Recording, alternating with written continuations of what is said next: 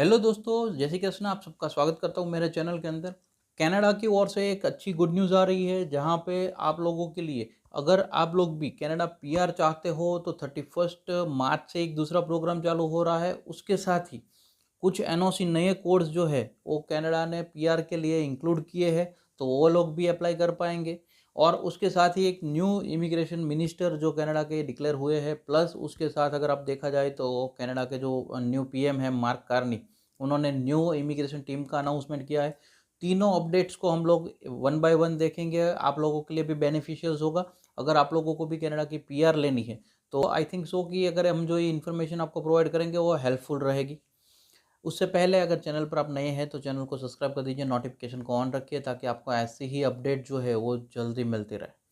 सबसे पहले अगर आप लोगों को भी कनाडा की जो पीआर चाहिए तो उसमें मैं आप लोगों को बताऊँ, एजुकेशन रिगार्डिंग जो फील्ड है उसमें जो कुछ एनओसी कोड्स है उनको प्रायोरिटी दी है और उनको नए इंक्लूड किए गए हैं जो अभी डिमांड में रहने वाले हैं।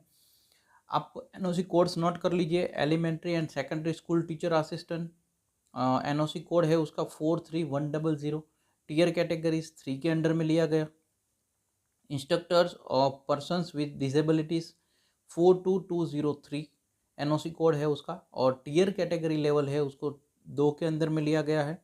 Early childhood educators and assistants 42202 एन उसका एनओसी कोड है। टीयर कैटेगरी अगर देखी जाए तो 2 के अंदर में लिया गया है। Elementary school and kindergarten teachers 41221 और टीयर कैटेगरी 1 के अंडर में लिया गया है। सेकेंडरी स्कूल टीचर्स 41220 उसको भी टीयर लेवल 1 के अंडर में इंक्लूड किया गया है। ये एक अपडेट है कि जो एजुकेशन फील्ड रिगार्डिंग जो अगर कोई पीआर लेना चाहता है तो उनको अभी डिमांड्स में रखा गया है, तो आप उसके अंदर अप्लाई कर सकते हो। उसके साथ ही अगर देखा जाए 31 मार्च से इनका एक जो होम केयर वर्कर्स का पायलट प्रोग्राम चलता है कनाडा का, वो ओपन होने जा रहा है। जहाँ पे कनाडा ने अनाउंसमेंट किया है कि 2750 एप्लीकेशंस वो लेंगे।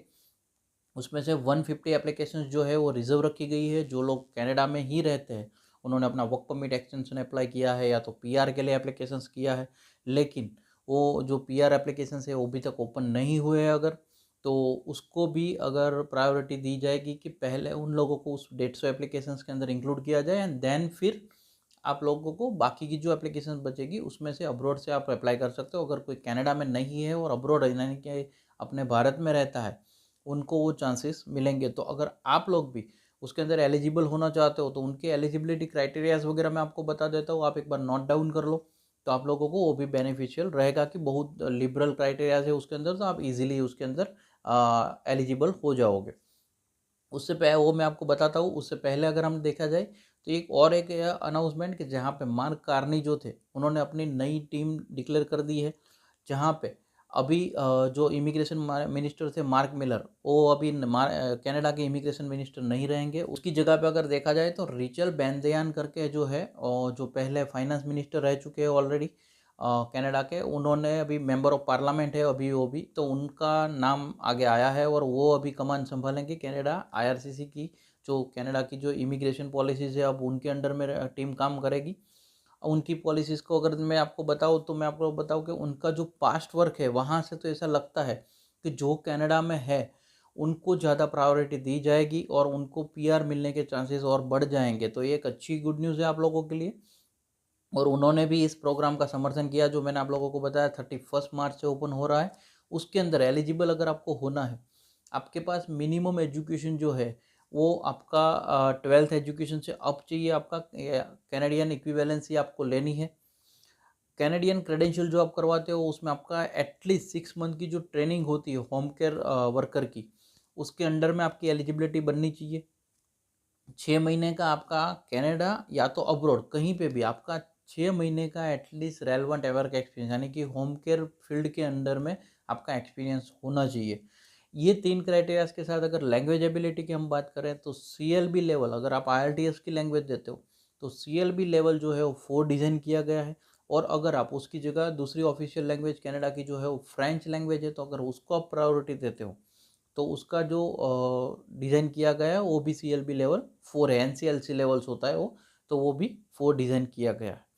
प्लस इनका अगर पास्ट एक्सपीरियंस देखा जाए, जो न्यू इमिग्रेशन मिनिस्टर है तो एक बात ये पता चलती है कि धीरे धीरे ये भी फ्रेंच को प्रायोरिटी देने वाले हैं, जो मैं मेरे बहुत सारे, जो अगर आप मेरी दूसरी चैनल पे आप देखोगे जो गुजराती में चलती है, वहाँ पे मैंने बहुत बार आप लोगों को रेकमेंड किया है कि ऑलरेडी इन कनाडा जो फोकस कर रहा है वो फ्रैंकोफोन कम्युनिटी पे कर रहा है। तो इनकी भी जो अनाउंसमेंट है न्यू, वो उसमें भी ये बात डिज़ाइन की गई है और उसमें भी ये बात मेंशन की गई है कि फ्रेंच वालों को प्रायोरिटी मिल सकती है।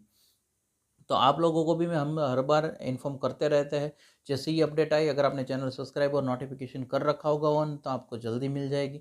हमारी एक छोटी सी कोशिश रहती है कि हम एजुकेशन को सपोर्ट करते रहे। अगर आप लोग भी सपोर्ट करना चाहते हो तो इस वीडियो को लाइक कर दो, मैक्सिमम लोगों तक स्प्रेड करना मत भूलना, because spread education support education always. हम अगर एजुकेशन को सपोर्ट हमें करते रहना चाहिए।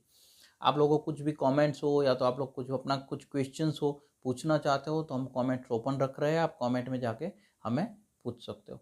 Thank you so much. जय हिंद, जय भारत।